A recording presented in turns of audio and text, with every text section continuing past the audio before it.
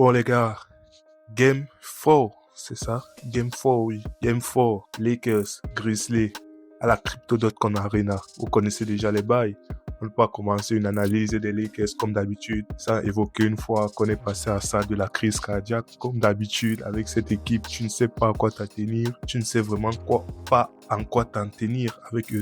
Tellement ils te font passer de 0 à 100, de 100 à 0 en quelques secondes. Tu ne sais même plus quoi penser. Mais une fois, avant de spoiler ou de dire quoi que ce soit, disons que ce match, en particulier le match de cette nuit, ça a été l'un des matchs les plus à couper le souffle. C'est-à-dire, on est resté en apnée tellement longtemps, tellement au point que la victoire, la bascule pouvait se faire des deux côtés, tant du côté de Memphis que du côté des Lakers, et indécis jusqu'à la dernière seconde, jusqu'à la dernière possession. On en est là, quoi. Maintenant, pour évoquer un peu le cas des Lakers, comme d'habitude, il faut commencer par les points faibles, par les points négatifs, si je peux dire comme ça, les points négatifs. Apparemment, il y a deux types. On dirait, ils aiment ça. Ils aiment être dans les points négatifs chaque soir, à chaque débrief que je fais. Ils sont toujours là. On retrouve les mêmes soldats, à savoir Malik Beasley, comme d'habitude, et monsieur Troy Brown Jr. Je sais pas pourquoi Frank Vogel. J'ai dit, regardez le lapsus révélateur. Je sais pas pourquoi Davinam, il ne veut même pas essayer, ne serait-ce que de faire jouer Lonnie Walker un tout petit peu pour voir un peu ce qu'il peut produire, ce qu'il peut apporter, s'il peut apporter un truc de différent. Contrairement à Troy Brown Jr., je suis désolé, c'est un joueur de saison régulière, les playoffs c'est un autre basketball, c'est pas sa compétition, c'est trop haut pour lui apparemment. Malik Beasley, j'en parle pas. Lui, son cas, je suis désespéré. On comptait sur lui. Chaque fois, je veux dire la même chose. On comptait sur lui comme shooter fiable, monter, descendre. Il n'en est rien. Et la réalité du terrain, c'est ça. C'est triste. Mais David, il est persuadé que ces deux-là, ils peuvent apporter un truc. Peut-être ils voient des trucs. On va dire, il s'entraîne avec eux, il fait les tactiques, il voit comment ils progressent et tout.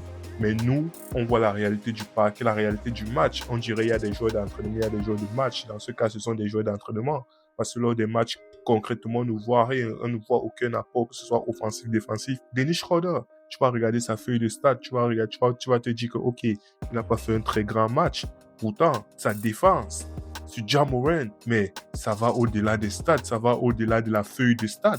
Le high test, comme on dit souvent, le high test a montré que Dennis Schroeder, OK, il a vu qu'il struggle un peu du côté offensif de shoot, du côté du shoot, dans son shoot et tout, dans son jeu, il struggle un peu. Maintenant, c'est sûr, il s'est remis en question, il a dit que bon, en dehors du shoot, qu'est-ce que je peux apporter d'autre? Mais le gars, il s'est donné pour mission de, je vais pas dire éteindre Ja Morant, mais d'emmerder Ja Morant. Et il a réussi. Voilà un gars que tu sais que, OK, offensivement, il n'apporte pas. Ouais, il essaie de compenser défensivement, mais les autres là, les deux totaux là que j'ai cités, eux vraiment, ça sert à rien. Ils nous gâchent les minutes pour rien. Maintenant, en dehors de ces deux, je veux même plus insulter, de ces deux là, disons comme ça, on a eu les Lakers, c'est-à-dire nous, quand on joue, on a une période où on est à notre max, on a notre high peak. Sur l'espace d'un instant, ce petit comme ça, on est quoi? On est limite l'une des meilleures attaques de la ligue, l'une des meilleures défenses de la ligue. Anthony Davis au bloc, à la dissuasion, LeBron James qui fait le taf. Comment on appelle, Jared Vanderbilt, lui, qui fait le taf plus. Mais mon frère, c'est une machine pour traverser ces trois gars-là, mais il faut se lever très tôt. Défense conduit à l'offense. On fait les blocs, on fait les stops, on fait les steals, on fait tout ce qu'on fait.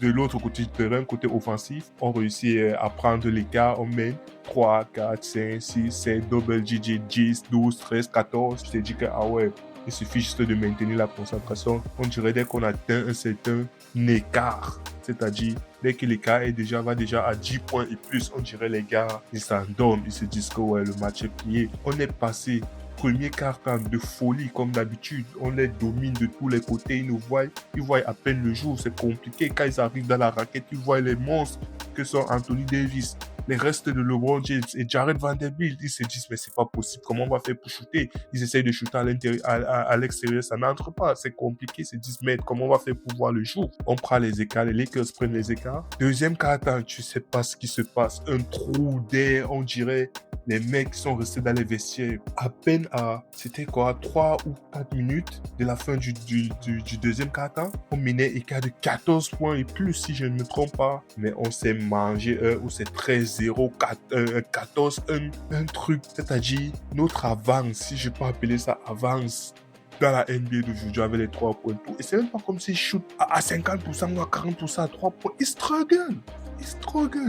Mais les écarts, les trous d'air qu'on se prend, c'est abyssal. On dirait d'un quart-temps à l'autre, les joueurs qui étaient si exceptionnels en attaque, en défense. Je sais pas, on a remplacé tout le roster, on a mis les joueurs de G-League en mode aller faire le taf. Je comprends pas ce qui se passe. Comme je disais tantôt, on quitte de 14 points d'écart juste à 2-3 minutes de la fin du deuxième quart-temps. On se retrouve en train de partir à mi-temps, mené de 2 points. Alors qu'il y a de cela 3-2 minutes, on était en avance, 14 points minimum. Mais c'est pas possible. Troisième quart-temps, n'en parlons pas. Troisième quart-temps, je sais pas. Je vais pas dire troisième quart-temps, on fait le taf. Je sais même pas quel est notre quart-temps, même les Lakers. Je vais dire notre quart-temps, c'est le premier quart-temps. Après, on se démet comme on peut. En gros, c'est ça. C'est prenons le plus gros écart qu'on peut prendre. Après, on se démet comme on peut. J'ai l'impression que si on fait un premier quart-temps équilibré, genre 1 point, 2 points, derrière, on va souffrir. On va souffrir parce que les trous d'air, les fautes de concentration qu'on se mange, c'est abyssal. Tu sais même pas sur quel pied danser. Tu veux t'extasier.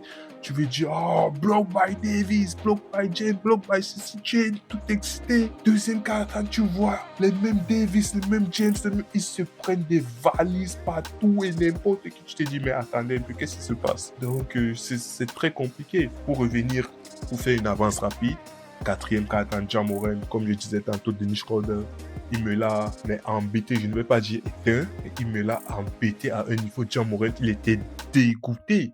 Quand tu sais que lors du match précédent, il sortait d'un quatrième quart-temps à 22 points.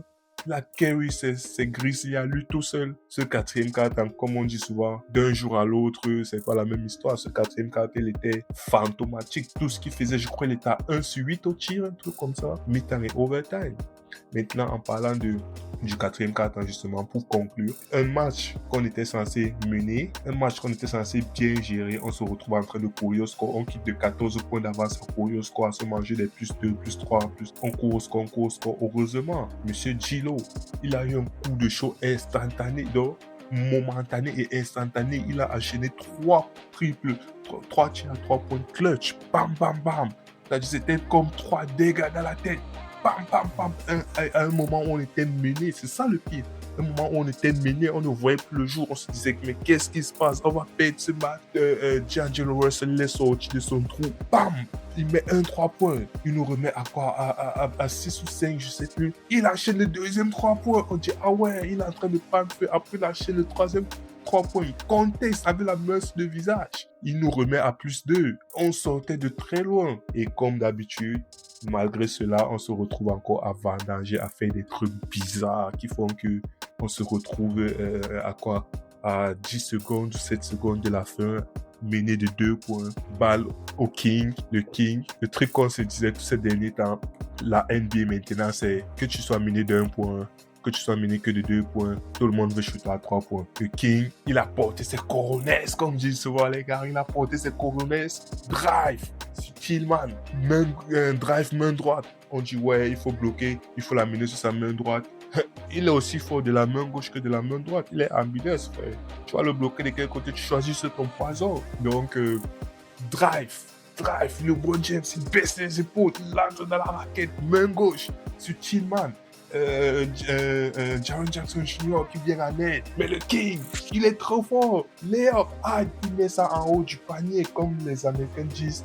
Eye of the glass, il met ça en haut du panier. Ça fait layup, ça tombe dedans. Prolongation, égalisation, prolongation. Dans les prolongations, oh là là. Avant d'arriver à ce drive-là, j'ai oublié. Pénétration de LeBron James comme d'habitude, il kick out sur Rui Hachimura. Rui Hachimura, quel soldat. Oh, lui, à chaque review, je ne peux pas faire une review sans m'arrêter sur lui. Lui, vraiment, c'est une révélation, comment dire. c'est une merveille. C'est même grâce à lui que je vais dire Troy Brown et son ami là, Bisley, font ce qu'ils font. Mais on dit, ah, ok, ça fait mal, mais on peut gérer. Parce que Rui Hachimura, il fait le taf, gros. Il fait le taf. Ce n'est pas le plus grand défenseur, mais de par sa taille, il est volontaire. Il est là dans la dissuasion, il essaye. Il rend chaque shot de l'adversaire difficile, ne serait-ce que par sa présence. Defense, offense, mid-range, il est là. Tu as 3 points qu'on compte sur lui. Cette kick-out, cette passe-là, ce drive de LeBron qui a conduit un kick-out sur Hachimura, il n'a pas tremblé. Corner, il a mis son tué. Quel soldat, oh là là, ce garçon, je sais pas. Derrière Austin Reeves, lui, franchement, il n'y a rien à dire. Peu importe ce qu'il nous donne, on prend. C'est magnifique, on accepte, on ne peut rien dire. On ne peut rien dire de ce fait. Bref, revenons à nos moutons. Prolongation, comme d'habitude, les Lakers, ils font leur taf. On va dire leur taf. D'une action à l'autre, ils sont exceptionnels, tout comme ils sont les pourris, si on peut dire comme ça, et qui déceptionnent la pourrie tellement le ratio.